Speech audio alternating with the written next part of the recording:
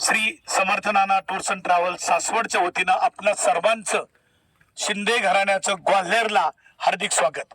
हा ग्वाल्हेरचा जय विलास पॅलेस आहे, पहा दिसतोय का सगळा व्हाईट कलरचा, इकडे बघा ना, जय विलास पॅलेस।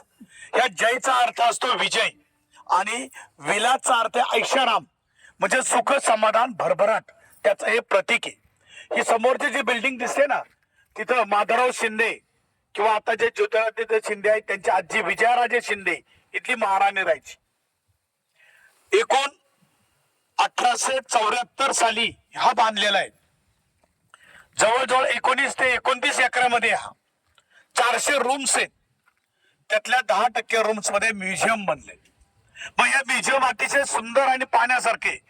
तुम्ही कधी युट्यूबला हे पाहिलंय का, एक रेल्वे गाडी येते, डायनिंग टेबलवर फिरते, त्याच्यामध्ये दारू असते बघा, पदार्थ असतात, तर ती वर्ल्ड फेमस या ठिकाणी आहे, तुम्हाला इथल्या त्यांच्या डायनिंग मध्ये पाहायला मिळणार आहे।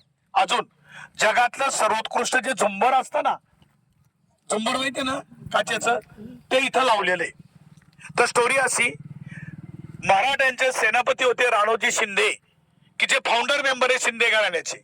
त्यांनी माळवा प्रांत, विशेषतः ग्वाल्हेरचा एरिया मध्ये आपलं आधिपत्य गाजवलं आणि ग्वाल्हेर संस्थान हे नंतर त्यांच्या नावाने ओळखलं जायला लागलं।